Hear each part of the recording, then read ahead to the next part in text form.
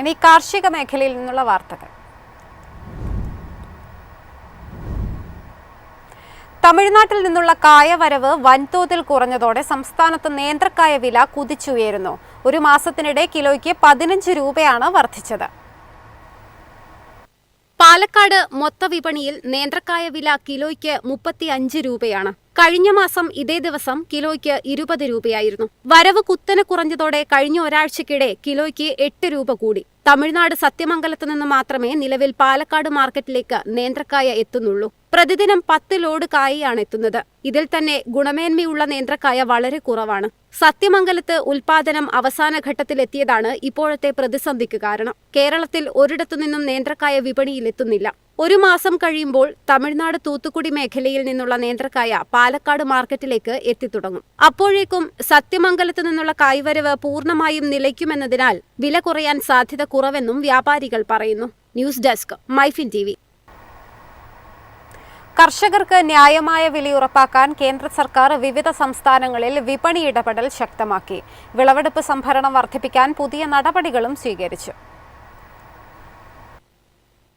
കർഷകർ ദുരിത വിൽപ്പനയ്ക്ക് വിധേയരാകാതിരിക്കാനായി കേന്ദ്രം നിർണായക നടപടികളുമായി മുന്നോട്ട്. ഉത്തർപ്രദേശിൽ 20 ലക്ഷം ടൺ ഉരുളക്കിഴങ്ങ് ടണ്ണിന് 6500.90 എന്ന നിരക്കിൽ വാങ്ങാൻ അനുമതി നൽകി. ഇതിന് ഏകദേശം 203.15 കോടി രൂപ ചെലവാകും. അതേസമയം ആന്ധ്രാപ്രദേശിൽ കടല വാങ്ങൽ പരിധി 94,500 ടണ്ണിൽ നിന്നും 1.13 ലക്ഷം ടണ്ണായി ഉയർത്തി. കർണാടകയിൽ തൂവര വാങ്ങൽ കാലാവധി മെയ് 15 വരെ നീട്ടിയിട്ടുണ്ട്. പ്രൈസ് സപ്പോർട്ട് സ്കീം പ്രകാരമാണ് ഈ തീരുമാനം. ശിവരാജ് സിംഗ് ചൌഹാൻ അധ്യക്ഷനായ യോഗത്തിലാണ് ഈ തീരുമാനങ്ങൾ കൈക്കൊണ്ടത്. വിളവെടുപ്പ് സമയത്ത് വിപണിയിലെ വില MSPക്ക് താഴെയാവുന്ന സാഹചര്യങ്ങൾ ആവർത്തിക്കുന്നതിനെ തുടർന്നാണ് കേന്ദ്രത്തിന്റെ ഇടപെടൽ. കർഷകർക്ക് ന്യായമായ വില ലഭ്യമാക്കുകയും ദുരിത വിൽപ്പന ഒഴിവാക്കുകയും ചെയ്യുക എന്നതാണ് ലക്ഷ്യമെന്ന് കേന്ദ്രം വ്യക്തമാക്കി. News desk MyFin TV.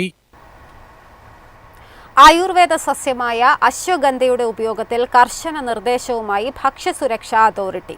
ഉൽപ്പന്നങ്ങളിൽ അശ്വഗന്ധയുടെ വേര് മാത്രമേ ഉപയോഗിക്കാവൂ എന്ന് food safety and standard authority of India നിർദ്ദേശം നൽകി.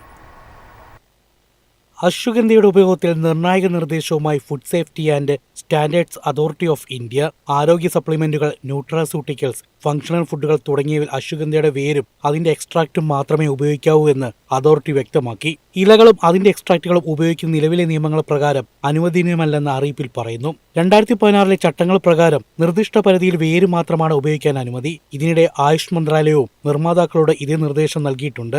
അശ്വഗന്ധ ഇലകളിൽ ഉയർന്ന തോതിലുള്ള വിത്തനോയിഡുകൾ ആരോഗ്യ സുരക്ഷാശങ്കകൾ ഉണ്ടാക്കുമെന്ന് പഠനങ്ങൾ ചൂണ്ടിക്കാട്ടുന്നു. News desk MyFin TV.